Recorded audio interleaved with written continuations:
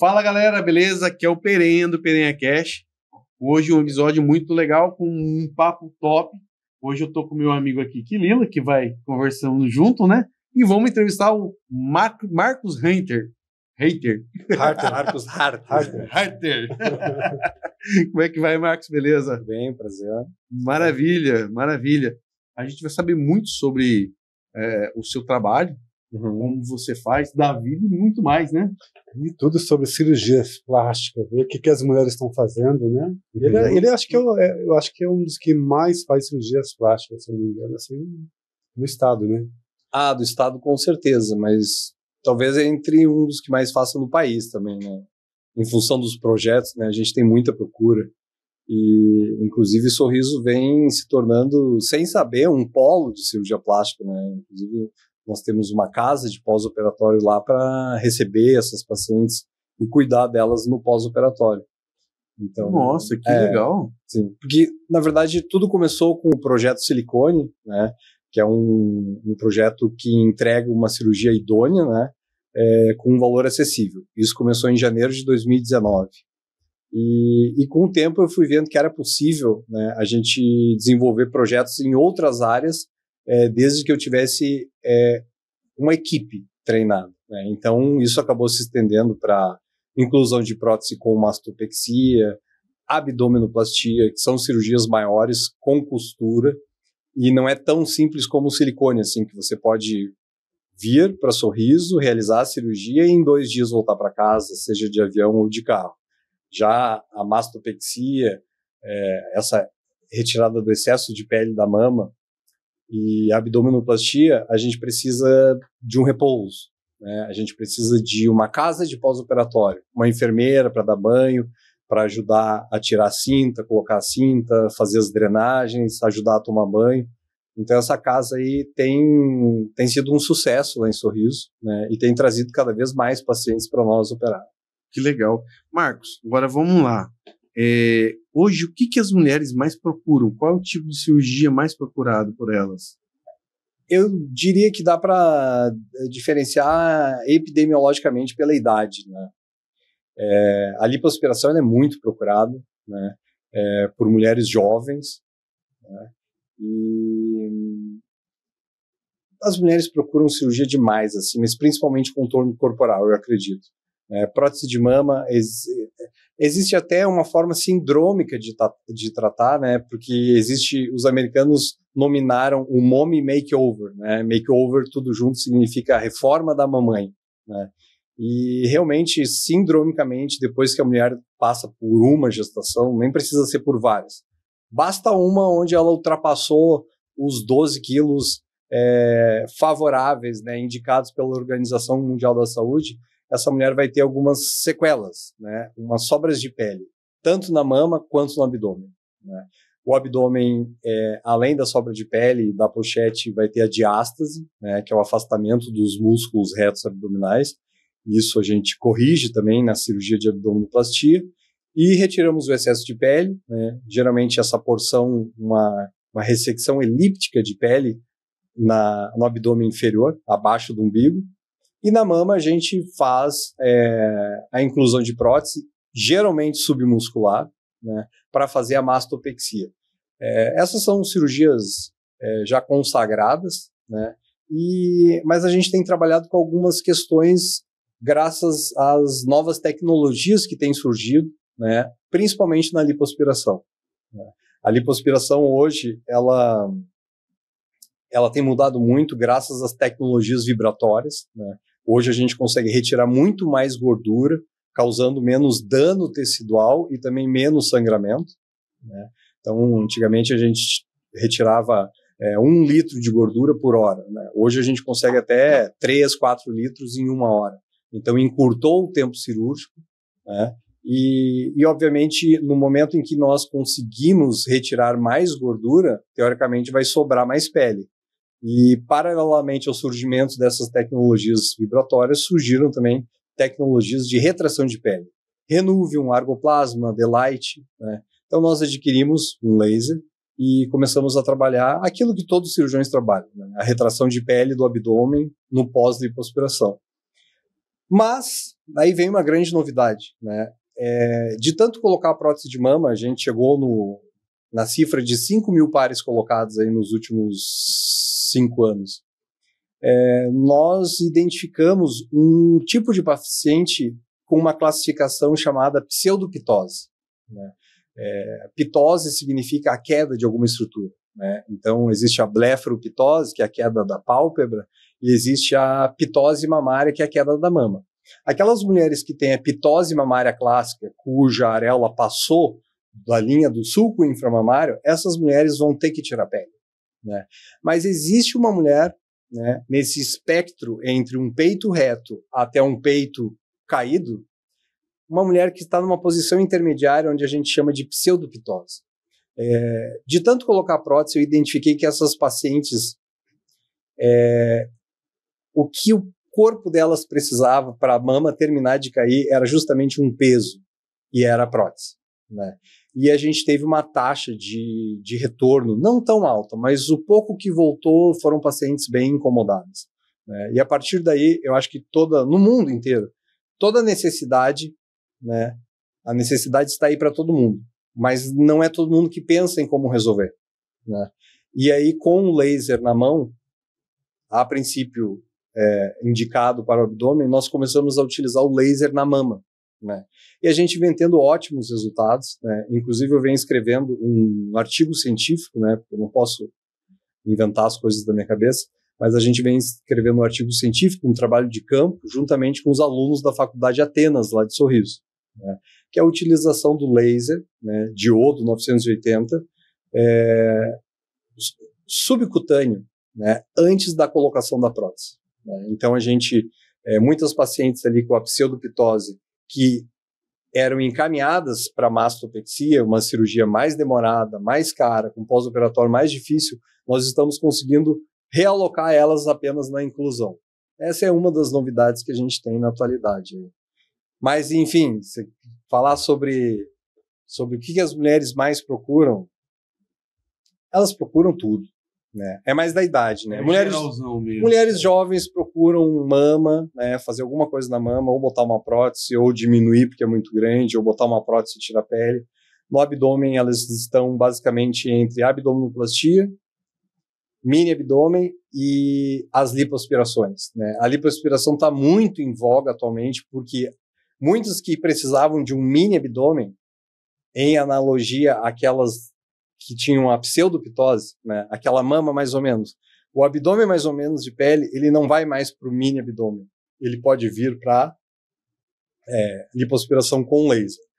E aí vem um monte de coisa, aquilo que eu acreditava que, tipo, não, plástica é isso aqui, o corpo humano, os únicos livros da medicina que não atualizam, ou pelo menos se atualizarem é de milênios em milênios, porque existe uma evolução natural do ser humano, mas se você pegar os meus livros, né, que eu estudei medicina lá em 1998 ou 2004, a maioria deles está desatualizado. Os de anatomia não. Por quê? Porque a nossa anatomia é uma constante, né?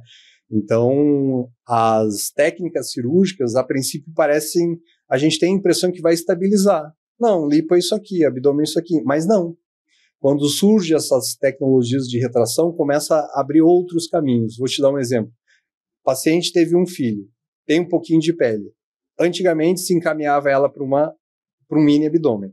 Hoje, a gente consegue lipoaspirar, passar o laser e resolver a questão de volume de gordura e de excesso de pele. Mas e a diástase? Como é que corrige a diástase? A diástase hoje pode ser corrigida por vídeo, né? A diástase hoje, muitos cirurgiões em São Paulo, no Hospital Vila Nova Star, por exemplo, corrige a diástase através do robô, tecnologia da Vinci, né?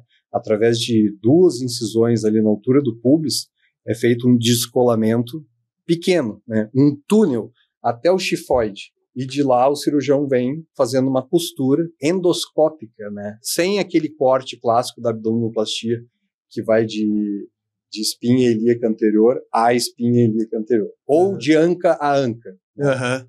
E as mulheres procuram nariz também, me procuram bastante para nariz. É especialidade sua, né? Por incrível que pareça, eu tenho muita mão para nariz, né? Mas enfim, eu gosto de fazer todos, né? Por um bom tempo eu abandonei a lipo, né? A lipo era muito trabalhosa, né? Manualmente era muito trabalhosa. Uma cirurgia classicamente de cirurgiões jovens que estão com bastante energia aí, né? À medida que o tempo vai passando, mas enfim, surgiu tecnologias vibratórias, né? Então voltou essa cirurgia para as mãos. Eu não sou ainda o velhão da cirurgia plástica, mas eu já estou na minha idade, sim. Estou com 46, 45. E os homens procuram basicamente transplante capilar, mas eu não faço, né? E homens fazem bastante nariz também. E o tal da bolsinha, os homens fazem também? Que bolsinha? Que é aquela que fica aqui pubiana. Não sei. Não, eu ouvi falar, eu conheço um cirurgião plástico, falou assim uma vez, não, agora os homens estão fazendo uma lipo na bolsinha para ficar mais tranquilo. Ah, tranquilo. Ficar mais volumoso. Ah, sim, sim. Não, mas não, esse povo aí não tem me procurado, não, mas eu entendo. Sabe que eu vou falar limpar o púbios para deixar o pênis maior. É para deixar maior. É o mesmo tamanho. De volta originalidade. Ganhar aumento. Vale tudo, né? Vale tudo. Inclusive, sobre isso, o que Lila havia me perguntado, não que talvez seja interesse dele, mas quando nós conversávamos em fazer esse podcast, ele comentou nesse assunto. Eu gostaria de dizer que o médico especialista, ele se torna quase um analfabeto em outras especialidades, né? Esses dias um colega meu me perguntou, Marcos, eu estou com 46, e quando é que faz o exame de toque? Eu, cara, não me lembro direito, me lembro da medicina, mas às vezes muda, né? O próprio mamografia de base na mulher era com 40 anos, hoje já estão fazendo com 35, né? Na minha época que eu estudei medicina e me formei em 2004, pressão 12/8 era excelente, né? Saiu esses dias aí no G1 ou na CNN que 12/8 agora é considerado uma pressão alta, né? Então, vai mudando, né? E aí ele falou assim, pô, como é que tu não sabe? Eu, cara, você pode me perguntar o que quiser de cirurgia plástica, o que quiser, vou ter o prazer de falar sobre isso, mas as outras áreas a gente não sabe mais, né? Porque vão evoluindo. Né? Então, geralmente, a gente tem nossos colegas, né? A gente pergunta e tem a resposta imediata. O exame de toque é com 50 anos. Inclusive, que dia é hoje? 2 de novembro? 2 de novembro. Então, entramos no Novembro Azul. Dia 1º. Dia 1º, mas entramos no Novembro Azul. Gravata azul. Exatamente.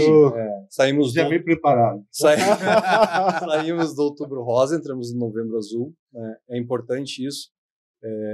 Recentemente, inclusive, recebemos, eu e meus colegas lá em Sorriso, né, um grupo de 230 médicos tem em Sorriso. E muitos assuntos são abordados ali. E surgiu um vídeo de uma médica no Pará falando sobre que câncer de mama não existe. Né, que o Outubro Rosa não existe, né, que teoricamente isso pode ser tratado com uma baixa da testosterona, né, e que isso pode ser tratado com terapia hormonal. Isso é um absurdo. Né?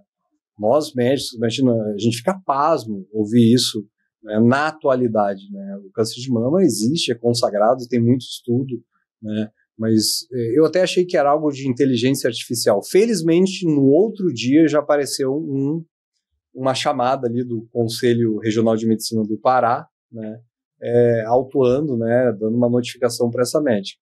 Então, hoje, as redes sociais... É a era da desinformação. Também, né, também. Na verdade, assim, teve um episódio interessante, né, eu que nasci na década de 70, né, sou de 79 e vivi aí minha juventude nos anos 80, e o pessoal que tem seus 30 e alguma coisa, 30 e muitos e 40 vai entender. Existia um filme que, inclusive, é meu filme predileto, né? O De Volta para o Futuro. Né? Inclusive, vai sair o 4 agora. E esse filme se passava em 1985, em Green Valley. Né? E eles viajam no tempo para o futuro em 2015, 30 anos para frente. Né? E 2015 era bem diferente do que a gente teve em 2015, né? Os carros já eram voadores, enfim. Os carros voadores vão chegar, tá na cara, né? O próprio governo federal investiu 500 milhões agora em São Paulo num protótipo que já existe. Já tem o protótipo. Mas, enfim, em 2015, né? Faz aí quantos anos? 9 anos atrás. 9 anos. 9 anos. Eu não sei como eu não tinha assistido aquele vídeo. Eu acho que eu devia estar dentro de... Não estava. Muita coisa se passou quando eu estava dentro do reality show, né? Mas, enfim, eles fizeram um programa nos Estados Unidos com o Dr. com Mark McFly e o Dr. Emmett Brown, né, representados ali por Michael J. Fox, que tadinho tem Parkinson e investe muito na doença, na cura da doença, e eles simularam eles chegando em 2015, né, e eles chegam num palco, né, vou encurtar a história, e daí ficam pasmo com tudo, estão simulando, né, que já recém chegaram em 2015, e de repente o Dr. Emmett Brown viu no bolso do apresentador, o que é isso? Daí ele fala assim, isso é um celular, mas o que é um celular? Não, um objeto, um telefone, mas existe uma intercomunicação, internet, e ele olha assim e fala assim, nossa, mas isso aqui pode revolucionar o mundo. E aí o repórter pega assim, não é bem usado para isso, né? Meio com um tanto de vergonha. E essa é uma grande verdade. Muitas coisas surgem, mas a humanidade não está preparada, né? Assim como profissionais surgem também, e a humanidade ainda não está preparada para as ideias, né? Isso acontece não só com produtos e profissionais. Um dos produtos é o polimetilmetacrilato, né? Ele é injustiçado. Porque o PMMA. O PMMA, né? Esse é um produto liberado pela Anvisa, né? Isso é importante falar, né? Porque muitas pessoas falam, mas isso é proibido, né? Não é proibido, né? O polimetilmetacrilato, ele é um plástico, sim, né? Um polímero, utilizado em várias outras especialidades da medicina, inclusive a neurocirurgia utiliza, a oftalmologia utiliza, né? Ele é utilizado em várias outras especialidades, inclusive antes da cirurgia plástica. Ele é liberado pela Anvisa, tá? Ele tem registro no Inmetro, e no Brasil existem apenas duas marcas que produzem o polimetilmetacrilato puro. É a linha Safe, do laboratório Lebon, em Porto Alegre, e o outro é o Biosymmetric, que eu não me recordo agora qual laboratório e de onde é. Somente essas duas marcas conseguem produzir um PMMA puro. Existe o PMMA feito em farmácia de manipulação, mas ele não atinge o nível de pureza médica, tá? Desde 1992 foi proibido a fabricação de polimetilmetacrilato em farmácia de manipulação. E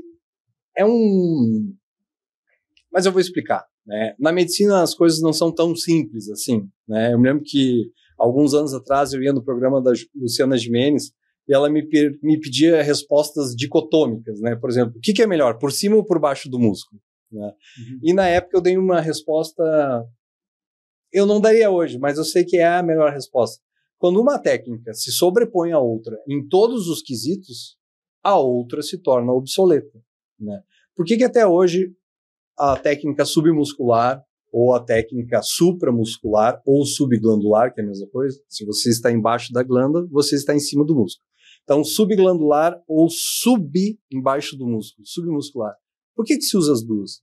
Porque nenhuma se mostrou, né, com supremacia 100% a outra, né? Em algumas pacientes é melhor fazer A, em outros pacientes é melhor fazer B, né? Em relação à pureza do polimetilmetacrilato, existe um índice de esfericidade. Tá? Quando você coloca uma gota de PMMA no microscópio, você vai ver inúmeras esferas, né? E essas esferas, elas têm que ter todas. A pureza é indicada quando as esferas têm 4 micra. Né? 4 micra, o diâmetro de 4 micra. Tá? Isso é pureza. Por quê? Porque o macrófago, que é as nossas células, eu estou falando em nível molecular. Uhum. O macrófago, que é a nossa célula que organiza a reação de corpo estranho, quando ele consegue fagocitar uma molécula, isso é o início do processo de corpo estranho. Tá? Quando o PMMA tem 4, a esfera do PMMA tem 4 micra, o macrófago não consegue. Então não ocorre a reação de corpo estranho, não ocorre a rejeição. Quando existem esferas de 3, de 2 e de 1 micra, aí ocorre. Qual é a grande diferença em relação à pureza do produto? Somente linha Safe, Biosymmetric, tá? E não estou fazendo propaganda para as marcas, tanto que estou falando nas duas que existem. Tá? Só existem essas duas. Né? Os pacientes que forem fazer PMMA, solicitem sim aos médicos o selo, né? toda a seringa que é aberta tem um selo, toda a caixa que é aberta tem um selo, e esse selo deve ser pregado no prontuário e entregue ao paciente. Somente essas duas marcas conseguem fazer o PMMA puro. Em nível industrial, conseguem fazer um PMMA com todas as moléculas de 4 micra. Quando um polimetilmetacrilato é feito em farmácia de manipulação, e geralmente chega nos consultórios num envelope que se chama grau médico, tá? O bom profissional, ele foge disso, porque isso vai dar problema. Aquele PMMA não é puro, ele tem moléculas de 1, 2 e 3 micras. 1, 2 e 3 micras são fagocitáveis, e isso dá a reação de corpo estranho. Tá? Esse é o primeiro grande problema do PMMA. São profissionais que utilizam o produto que não é linha safe ou biosymmetric. Natureza. Deve ter uma diferença de valor também muito grande. Obviamente. Com certeza. Obviamente. É esse que dá o problema, então, que... Na verdade, os problemas são basicamente 4. 4. Tá? 4. O primeiro seria em relação à pureza do produto. Se o médico utilizar biosymmetric ou linha safe, é a certeza de que vai dar certo? Não, ainda não. Esse é só uma parte do processo. Tá?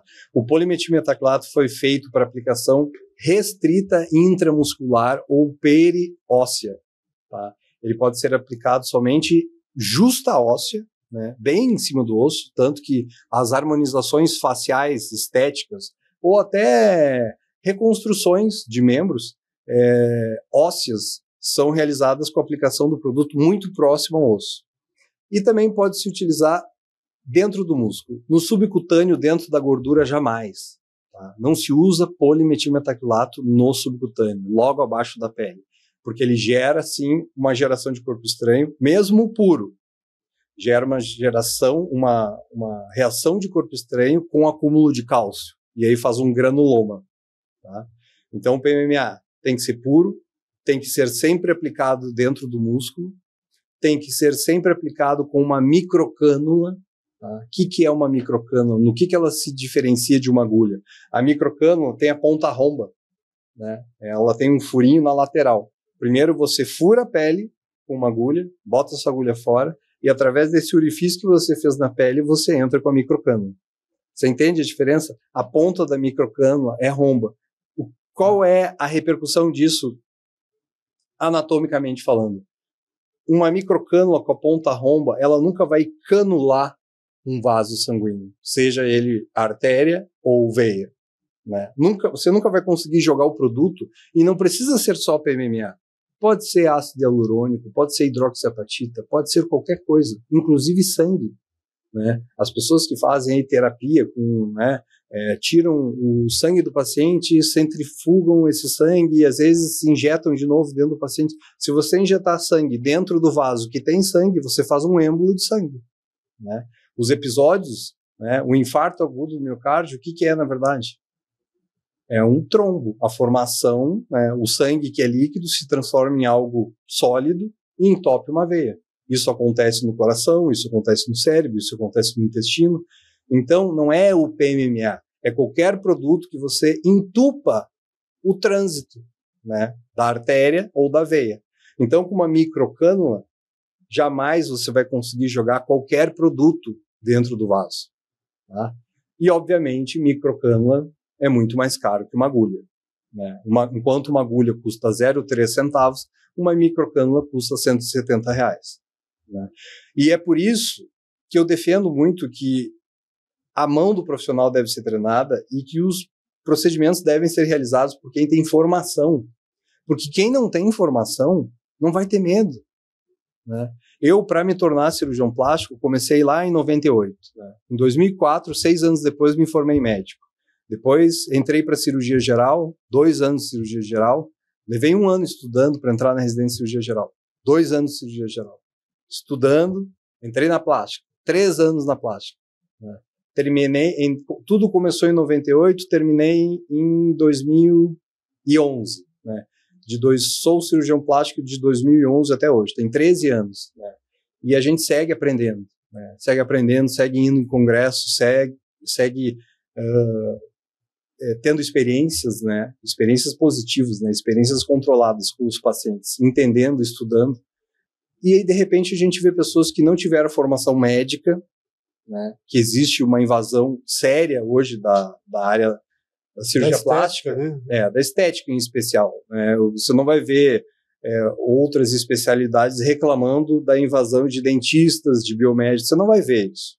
Né? Não tem nenhum urologista aí reclamando que tem dentista fazendo vasectomia. Né? Apesar de ser um procedimento teoricamente simples. Não tem. É um procedimento de canal, não é nada a ver. Exatamente. Então, do PMA é basicamente isso. 4. Natureza. Tem que ter marca boa. Só tem 2. Tá? Aplicação sempre com microcânula. Sempre intramuscular. E por último, respeitar os limites de aplicação. Né? Existem protocolos que definem os limites de aplicação em cada parte do corpo. Porque se você não fizer uma obstrução intrínseca é quando a gente coloca algo na luz do vaso. Certo. Né? Existe a possibilidade também de uma obstrução extrínseca. Né? Sim. Para o fluxo através de uma hipercolocação de produto. Né? Então é basicamente isso. O que tudo isso quer dizer? Que a curva de aprendizado desse procedimento é extremamente complexa. Não é um curso de final de semana que vai deixar apto alguém a fazer. E o que acontece? Muitas pessoas tentando fazer, uma falta de legislação em cima desses não médicos, né? Um boom de complicações, e quem é o responsável? Quem é o culpado? O médico. É o PMMA. Não, sim. O produto. Mas né? o culpado não é um médico, na verdade está na aplicação errada. Porque pelo que você está falando, é bom você falar isso aí, a gente vê que é o seguinte, é um procedimento para uma pessoa especialista, que ele tem detalhes que se a pessoa não se atentar, ela vai prejudicar o paciente. Mas aí eu te pergunto, quem é o culpado? É o produto? Recentemente, a medicina tirou o fenol. Né? O fenol foi banido. Não pode hoje fazer peeling de fenol. O fenol, eu nunca vi na minha vida alguém rejuvenescer com um lifting facial, né, como o fenol rejuvenesce. O fenol produz rejuvenescimentos de 20 anos. 20 anos. Porque ele atua até a camada basal e ele praticamente faz um turnover, né? Ele termina com todas as células antigas da nossa pele e vem uma pele nova. Né?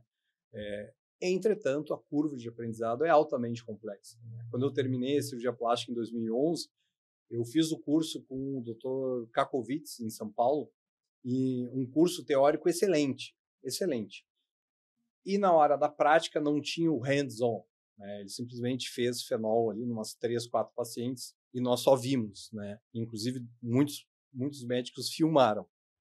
Mas a gente não tinha a oportunidade de... O fenol ele é mão dependente. Né? A gente não tinha oportunidade de tocar, friccionar, com qual intensidade, quantas vezes. A gente não tinha acesso a essa informação. Todos os procedimentos manuais ele envolve muito conhecimento que a gente só absorve fazendo. Né? Por exemplo, você pode ver eu fazer uma lipoaspiração, 20 anos você me acompanhar fazendo a lipoaspiração, só vendo. Se um dia eu chegar e falar assim, eu acho que você já assistiu o suficiente, pega a cânula aqui e faça. Você não vai saber fazer. Porque tem informações que só entram através do toque. Sim. Né? Então, eu fiz o curso de fenol e nunca me atrevi a fazer sozinho. Né? Hoje, volta e meia, quando surge alguma paciente interessada, eu tenho uma pessoa que vem de São Paulo e me auxilia. Né? Quem veio até falar sobre isso aqui, não sei se você conhece, o Dr. Aires. Ele veio, falou muito, explicou tudo sobre fenol. E se você vê, também tem particularidades. E aí culparam o fenol. E aí, mas olha, eu praticamente, quem trabalha mesmo com fenol são dermatologistas, né? Alguns cirurgião plástico é mais do corte. É, né? Só do corte, mais ele é cabelo. Exatamente. Dr. Aires é cabelo, agora eu sei quem é. Mas o que me chama a atenção é a sociedade está sendo privada de tecnologias, mas por engano, né? Pelo mau uso dessas tecnologias. Exato. O fenol foi uma delas. Eu não tenho dúvida que, em breve, o PMMA vai cair nessa sacola também. Paciência, né? Eu sou cirurgião plástico, eu faço blefaroplastia, eu faço autoplastia, eu faço lipo de papada, nariz, mama, eu faço todas as cirurgias, né? Enfim, eu imagino que um dia o PMMA venha sofrer essa sanção. Recentemente, aí no Dia do Médico, se eu não me engano foi no dia 18 de outubro, houve Bem, 18 de outubro é o Dia do Médico, mas eu acho que foi no Dia do Médico mesmo que saiu uma declaração aí, né, pelo CFM, que foi proibido o uso de hormônios, né, não foi nem proibido o uso de hormônios, foi proibido a via de administração de depósito, os chips hormonais, né. Por um lado, dá para entender, né, eu imagino que essas sanções aí sejam cautelares, né, para, tipo assim, porque talvez esteja fazendo mais mal do que o bem, né, para dar um tempo aí dos órgãos definir as normas, né, porque ao mesmo tempo comprometeu muitas mulheres que se beneficiavam da TRH. E TRH já existe há anos, a terapia de reposição hormonal na mulher que chega na menopausa, né. Como é feito? Com hormônio, né. No momento que eles cortaram a utilização de hormônio, essas mulheres ficaram sem. Mas, ao mesmo tempo, a gente vê também, né, não quero usar a palavra, né, pilantras, mas não deixa de ser, né, pessoas dizendo que não existe câncer de mama e que isso é um déficit hormonal, né, e que isso é uma baixa da testosterona, né. Então, eu imagino a dificuldade que os órgãos têm em legislar, né, e fazer regras para isso. Com certeza. Tá, então quer dizer que foi cortada então essa questão dos hormônios? Hormônios, não pode sim, mais? os hormônios estão proibidos. Atualmente... Mas isso é novo agora, né? Tem o quê? Tem chip, 12 tal dias. do chip, né? Chip Nossa, de eu não sabia. gestrinona, chip de testosterona, né? Eu acredito que o grande problema, porque acaba tornando vilão o produto, né? O hormônio se transformou. Pega um bisturi e larga na mão de um qualquer para tentar fazer uma cirurgia, né? É a mesma coisa. É a mesma coisa que as pessoas olharem e falarem assim, não é o qualquer. O problema não é o qualquer. O problema é o bisturi. Vamos proibir o bisturi. É isso que está acontecendo, né? Estão privando a população de tecnologias, de fenol, de polimetilmetacrilato, de hormônios, pelo mau uso, pela imperícia... Não pelo produto, mas... Pelo mau uso. Pelo mau uso, né? Pela imperícia de pessoas. Daí Falta vem algumas de pessoas e estudo, justificam assim, mas médico também erra. Claro que erra, nós somos seres humanos. Mas é diferente uma pessoa que não fez medicina exercer a medicina. Isso é exercício legal da medicina, isso é crime. Um médico pode errar, sim, né? Ou pode ser uma fatalidade, né? Isso, existe órgão para averiguar isso, né? Existe um trâmite legal para averiguar isso, se for imperícia, negligência ou imprudência. Com certeza, a mesma coisa você fala assim, dá um avião, né, para a pessoa pilotar que tem a habilitação de um carro.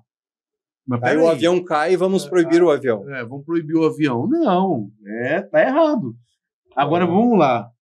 Ele, como é um médico que cuida dos detalhes, acho que ele olha pra gente e fala assim, não, pra dar uma arrumadinha aqui. Não, isso é velho. Vamos fazer tô brincando, vamos assim, mas um cirurgião plástico. Não, eu falo assim, ele já olha e fala assim, dá pra dar um... Não, é assim, Marcos, você chega a ver uma mulher assim e fala, olha, assim, não tem isso. Não, na mente. Isso é coisa mais de cirurgião jovem. Assim, porque você tem um vício mesmo de trabalhar, né? Mas é que não, eu em especial, principalmente depois da doença, né, ano passado enfrentei uma barra aí, né, fiz hemodiálise, perdi a função renal e fui transplantado, fez um ano agora, né, dia 23 de outubro, fez um ano que fui transplantado de rim, né, mas eu já tinha essa visão antes, assim, o que importa é estar vivo, né, eu me sinto às vezes um pouco...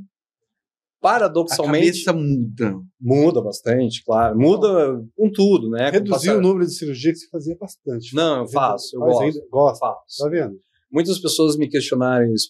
Mas você acabou de passar por essa dificuldade toda e venceu. Vai viver. E eu mesmo me perguntei assim, mas qual é o teu hobby? Cara, não tenho hobby. Eu gosto de operar, eu adoro, é muito legal operar, né? É muito legal mexer com as estruturas, né? Aplicar nas pessoas tudo que a gente aprendeu, porque a medicina Ver o resultado. É um preparo muito longo, né? Isso começou lá em 1998, né? E a gente tem, imagina, é um carro, é uma máquina que você começa a moldar ela em 98, né? Aí ela está pronta lá em 2011, né? E além disso ainda, assim, ela já está liberada, é que nem o robô do Elon Musk lá, esqueci o nome, mas foi uma das últimas... O Tesla. Não é, tem um nome, esqueci o robô. robô. E saiu aquela imagem dos robôs, né? E aquilo ali é um impacto, né? Aquilo ali é disruptivo para nós aí que temos mais de 40 anos, porque a gente não imaginava ver aquilo. Aquele robô está liberado, né? Já anda, mas ele vai ter ajustes ainda.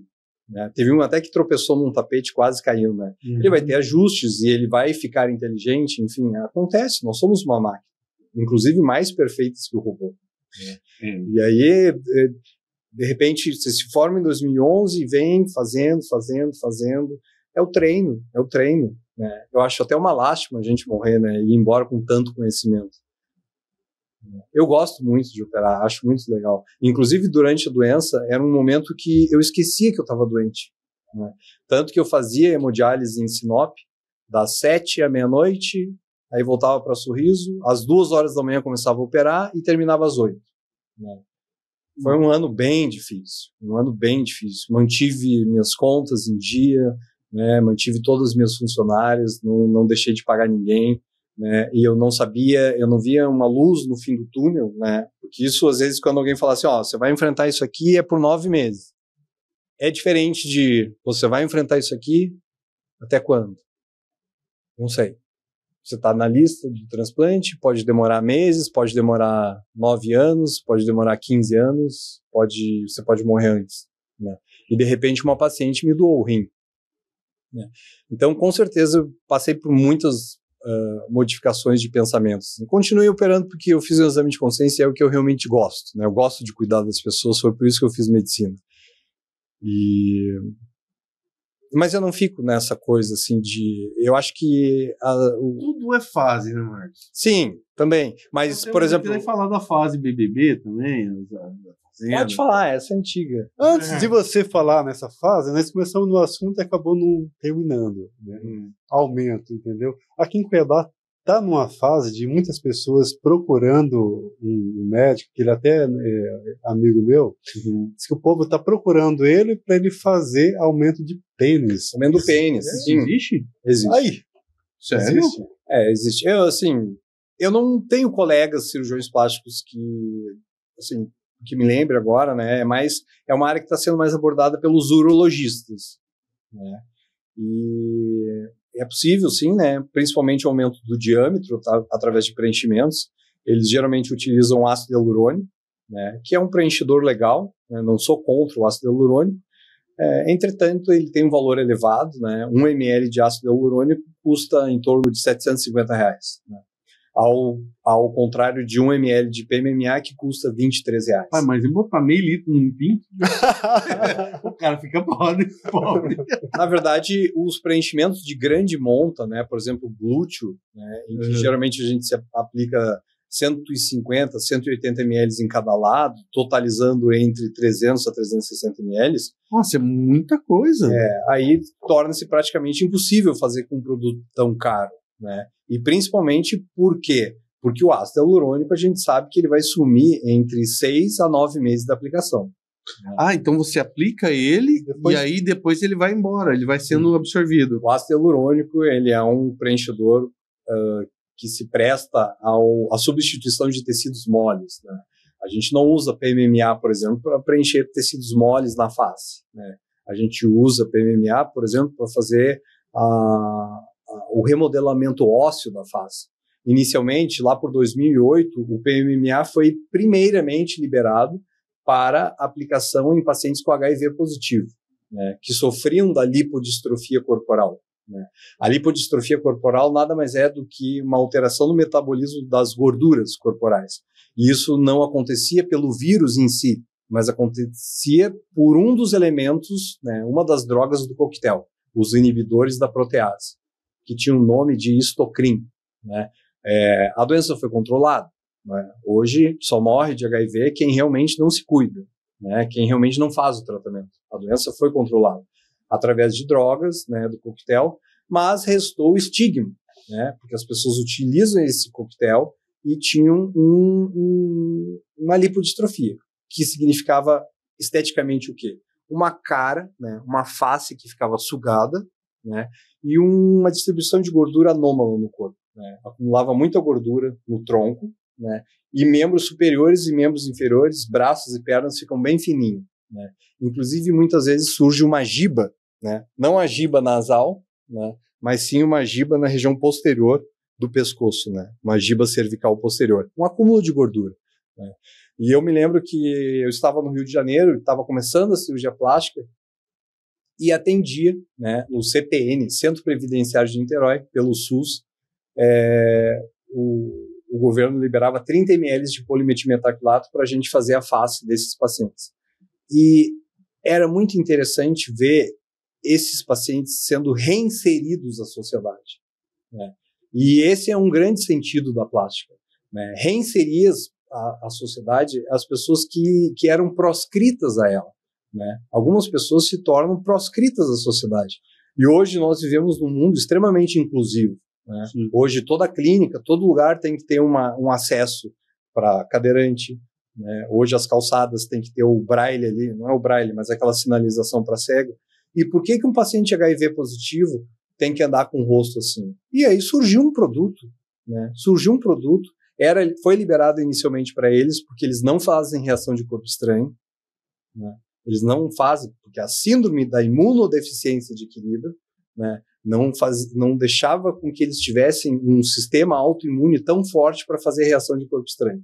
Então foi liberado para eles inicialmente, e foi lá que eu tive o primeiro contato com polimetilmetacrilato, né, com pacientes HIV positivo, né, que me procuravam inclusive para fazer a lipo da giba, né. A giba é extremamente fácil de lipar, né, questão ali de nem 5 minutos você termina com a lipo, com a giba do paciente.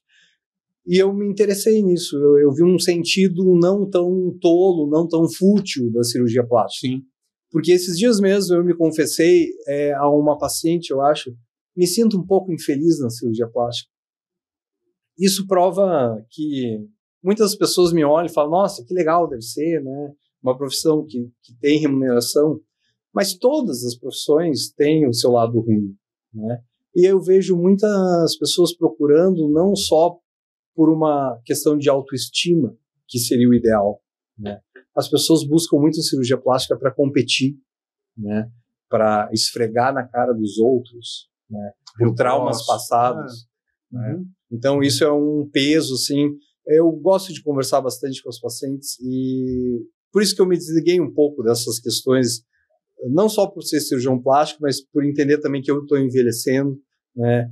E você vê muitos cirurgiões plásticos, está rolando atualmente o congresso de cirurgia plástica, se eu não me engano, em Goiânia, né? E você vai nesses congressos e vê, assim, né? Imagina, né? A chave do galinheiro está com a raposa, né? Nós temos acesso a botox, a ácido hialurônico, né? A fios de sustentação, né? E geralmente se auto-aplica.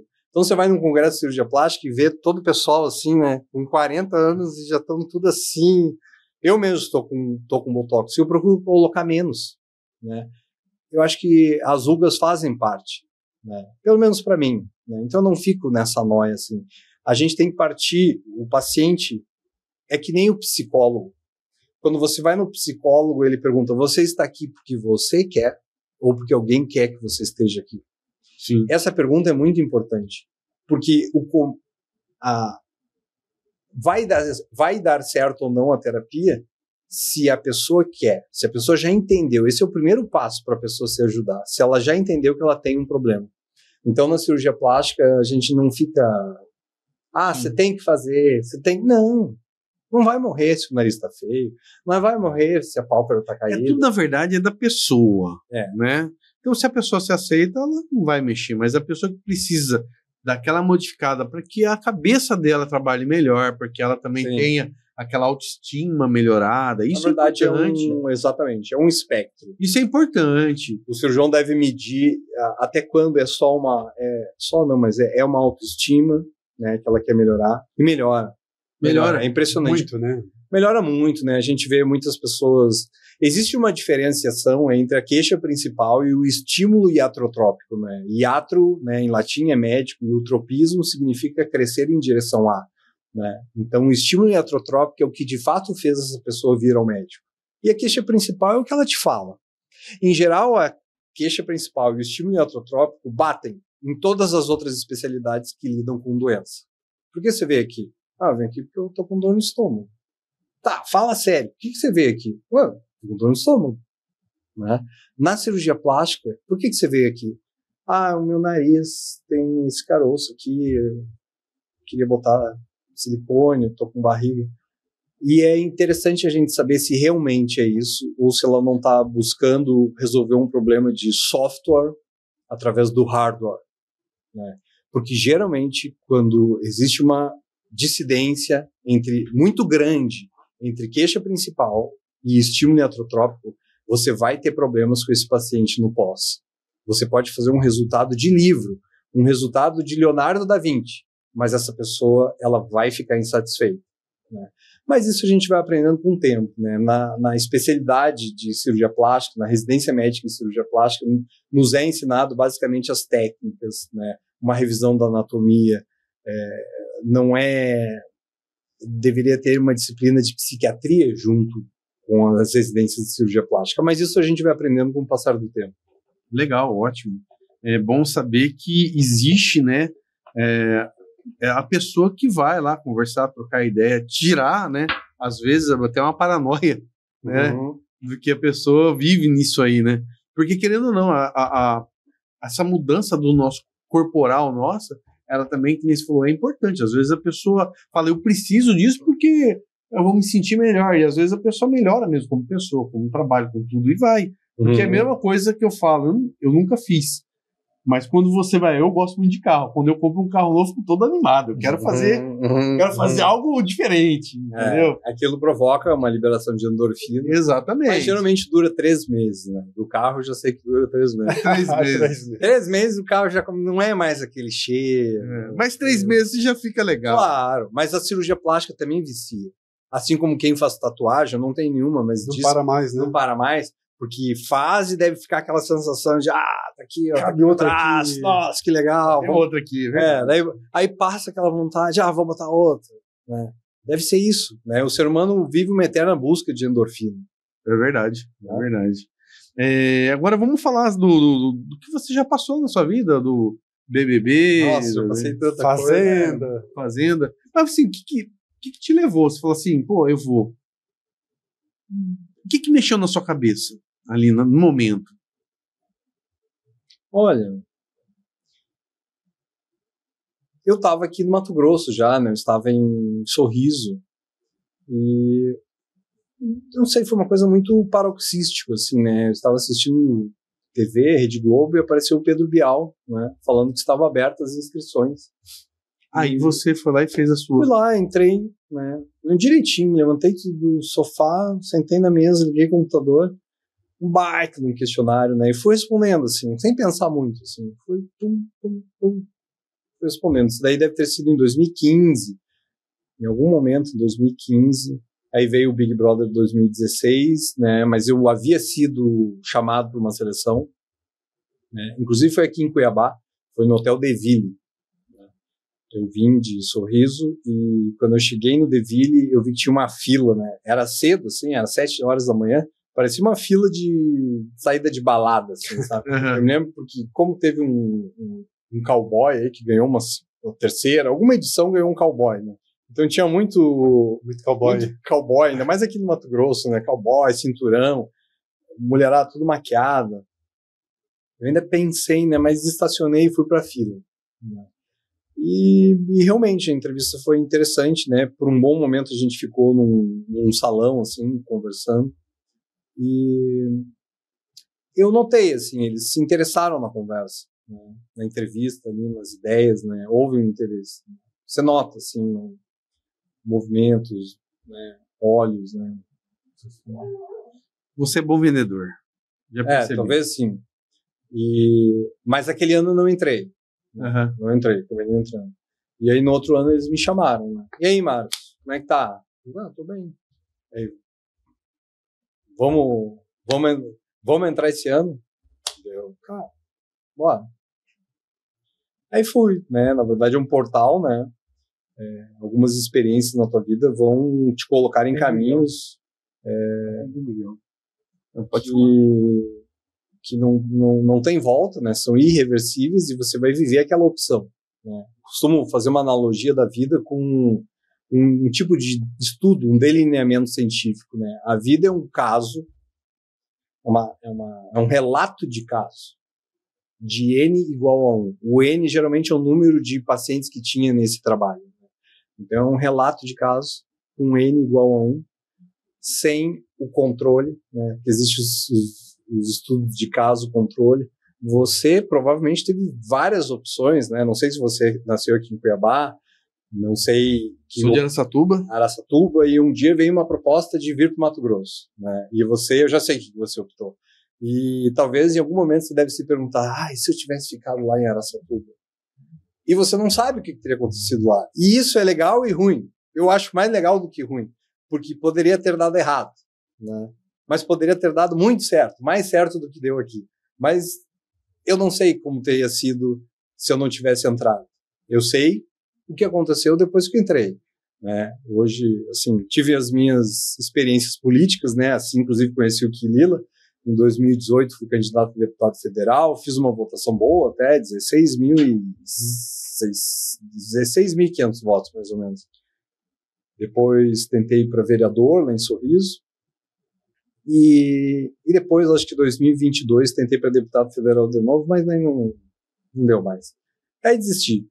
Entendi assim, que o meu papel, né, entendi meu papel no tabuleiro, né? Eu sou médico, né? Eu vim para democratizar a cirurgia plástica, né? Tenho projetos de cirurgia plástica com preço acessível. Acho que eu alcancei a excelência, não em todos os procedimentos ainda, mas na maior parte deles, através de muito treino, né? Muito treino. E esse é o motivo também porque os cirurgiões plásticos brasileiros são muito bem vistos assim ao redor do mundo, né? Aqui existe uma sociodiversidade muito grande, né? Então tem vários tipos de narizes, vários tipos de pele. A gente acaba atendendo muitos tipos de pacientes, né? E também um pouco nos Estados Unidos, por exemplo, é mais difícil você ir para a parte prática, né? Existe um preparo assim muito grande, intenso. O SUS, aqui a demanda que existe no SUS não permite esse preparo todo teórico antes da gente entrar na prática, né? Então preparando o próprio paciente. A gente acaba sendo... né? Não, mas todo o seu conhecimento, mas na hora acho que deve dar vou falar assim, bem a verdade, eu não sou bom com a faca. Eu tô falando sério. Mas se fosse eu numa hora dessa, cara, você tem que ter muita frieza ali. É difícil, é uma vida que tá ali, né? Tem uma hora que você dá Sim. Você deve dar, assim, as primeiras vezes, não dá um negócio diferente. Não, o preparo, ele é interessante. Assim. As pessoas acham muito que é dom, né? Mas eu acredito que qualquer pessoa chegaria lá. É só preparação mesmo. É um preparo todo, né? Não é uma coisa, não é um curso, sabe, domingo em São Paulo, né? É uma história toda. Sabe quando você fez uma faculdade, né? Foram 6 anos. E aí você sai e às vezes você pensa assim, cara, mas eu fui o melhor aluno? Não. Eu fui em todas as aulas? Quase todas, né? Eu tirei as melhores notas, eu tirei 10 em todas? Não. Eu tirei, minha média foi 7, 7,5, tirei uns 8,5. Mas foi muito tempo, né? São 6 anos, né? Todos os dias, né? Aquilo ali é uma formação, né?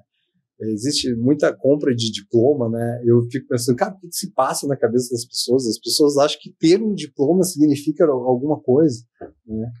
O conhecimento ninguém te tira, você é médico, né? Você não deixa de ser médico, você é sempre médico, 24 horas, pelo menos médico é assim, né? Você não consegue, não, hoje eu sou um Marcos aqui. Eu tô sempre com uma coisa assim de a qualquer momento alguém pode passar mal, eu tô aqui. E por lei eu tenho que ajudar, eu tenho que resolver, né? Medicina, eu sei, lá em Sorriso tem muitos fazendeiros, assim, agricultores, né? Que têm orgulho de que o filho está na medicina, né? É uma profissão que envolve muito status, né? Mas é uma profissão sofrida. Ela não é fácil, não. Não. Muita gente fala assim, eu vou falar para você porque tem um amigo meu que ele é médico, batalha pra caramba, ganha grande dinheiro, como ele falou, Alexandre, para você ganhar muito dinheiro, primeira coisa, você tem que ser um bom vendedor daquilo que você faz, querendo ou não, é assim que funciona, e você tem que ter uma grana para você começar algo. Se você começar ali do nada, trabalhando, fazendo, você vai ralando. Você vive bem, mas você tá naquela lá. Para você ter um sucesso no trabalho, é muito, vamos dizer, é muito empreendedorismo. Também. Também. A gente hoje lá tem uma equipe.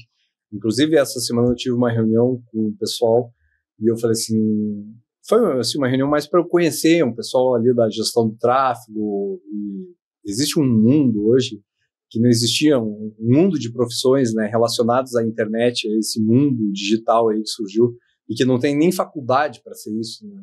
Cara, mas que faculdade é essa? Não tem, é faculdade dentro de casa, de entrar, saber mexer, tráfego, organizar coisas assim que fogem da compreensão. E eu vejo assim, eu falei para eles, a gente precisa de uma nova reunião de vocês com a minha equipe, né, com o gestor de tráfego, com a gerente da clínica, né, porque hoje eu sou uma peça só nessa corporação. Eu sou o médico, né, eu sou o cara que faz a consulta, faz a cirurgia e faz o pós. Mas tem muita coisa antes disso, por exemplo, né, a captação do paciente, né, receber o paciente na clínica, enfim. É um trabalho, é muita coisa que eu te falei. É uma equipe, não é fácil. Onde ser bom é só um detalhe. Ser bom na cirurgia é só um detalhe. Tem muita coisa. Tem muita coisa. Quirilo não fala nada, tá meio quietão. Tô só ouvindo. Eu tô ouvindo. Quer perguntar? Além do BBB, Marcos, você também esteve na Fazenda. Tem alguma diferença da direção do que você vê nos bastidores? Tem mais. A Fazenda Record era mais amiga, assim. Eu gostei mais assim, do trato da Record. Achei mais interessante.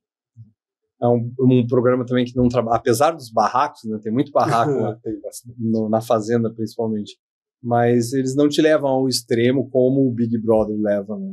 A Endemol montou aquilo ali obviamente não é da Globo, né? Eles recebem uma franquia e eles ensinam como é que é, tem que ser assim. Então, tipo, a gente não passa fome, mas a gente tem uma restrição alimentar. E aí você quer alterar as pessoas, você trabalha com fome. Sim. Todo mundo que está nos ouvindo aqui sabe que quando está com fome você pensa diferente, você pode perder a linha, né? E bebida alcoólica, né? Então tem festas, né? Tem consumo de bebida alcoólica, mas eu gostei, achei o trato melhor, né? Mas a Globo tinha mais audiência, né? Mas se a Globo era 10, a Fazenda era 6, né? Isso foi o que a minha equipe na época falou, em termos de repercussão midiática, assim. Abre muitas portas, abre política, né? Consegui fomentar meus projetos, né? Hoje muita gente me procura, né? Tem pacientes que nas consultas por vídeo até falam, mas precisa mesmo vir aqui, né? Vai vir de tão longe, né? Às vezes até umas pacientes da Bahia, né? Esses dias eu coloquei prótese de mama numa soteropolitana, né? E na cirurgia eu fiquei pensando assim, tudo bem, se quer vir, é o sonho dela operar comigo, venha, mas as cirurgias podem dar problema, né? Por mais que a gente faça tudo direitinho, né? Pode ter um seroma, um hematoma, né? Existem as intercorrências e necessariamente não é culpa do médico, né? É uma ciência inexata, né? Às vezes a gente faz tudo certinho e dá um problema. Às vezes você faz e vê sangramento e vê assim, você não vai dar certo, né? Já fica de olho no pós-operatório. E aí evolui muito bem, né? O corpo humano, existem micromecanismos, né, mais intrínsecos do que os moleculares, que a gente não tem controle ainda, né? A gente não tem ciência ainda. Quem está de fora da medicina acha que os médicos sabem tudo, né? E se você conversar com qualquer médico, ele vai te confessar isso, né? Ou pelo menos ele vai repensar. Se todo o conhecimento, né, isso acontece inclusive em relação à nossa existência e saber se tem outras pessoas, a gente não sabe nada. Sabe nada. A medicina, eu acredito que a gente saiba, se todo o conhecimento da medicina envolve o volume dessa sala, talvez a gente saiba isso aqui, atualmente. Parece muito pouco. É muito pouco. Todo médico sabe que a gente está muito aquém de toda a compreensão. Eu sou da área de tecnologia, sou analista de sistemas. Eu falo para você, não sabe tudo. A pessoa fala assim, não, eu sou um crânio. Tem muita coisa. E aí, é que nem você falou uma coisa de paciente.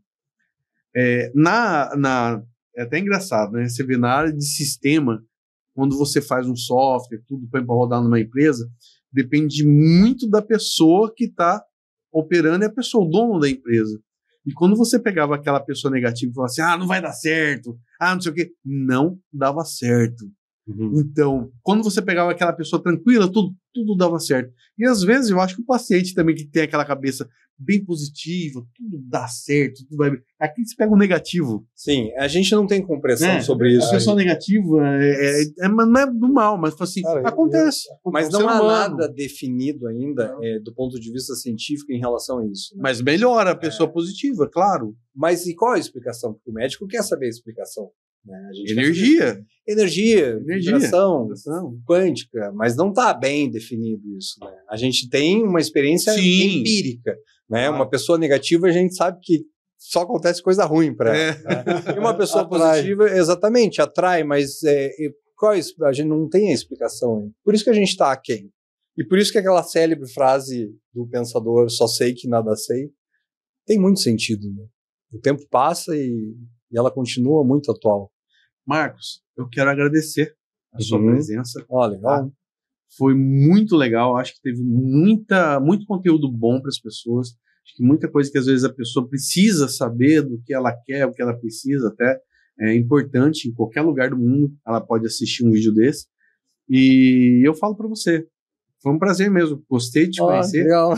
Achei você um cara porreta. Legal. Muito obrigado. Eu sou de boa energia. Legal. E aí, Quilila, muito obrigado por você também. Obrigado por estar aqui. É a segunda vez, né? Eu e o Cleitinho esteve participando, contando nossas histórias. E estamos aqui, quem sabe não, vai ser uma grande parceria, né? É isso aí. Quilila tem um podcast, né? Quilila Cast, onde tem uma galera lá que gosta de falar da vida, né? Da vida a quatro paredes. Beleza. Obrigado mesmo, tá? Obrigado, Quilila. Valeu. É isso aí, galera. Não se esquece. Entra no nosso, né? Até no Quilila. Entra lá, se inscreve, tá? Deixa o seu recado, é muito importante, tá? Valeu, tchau.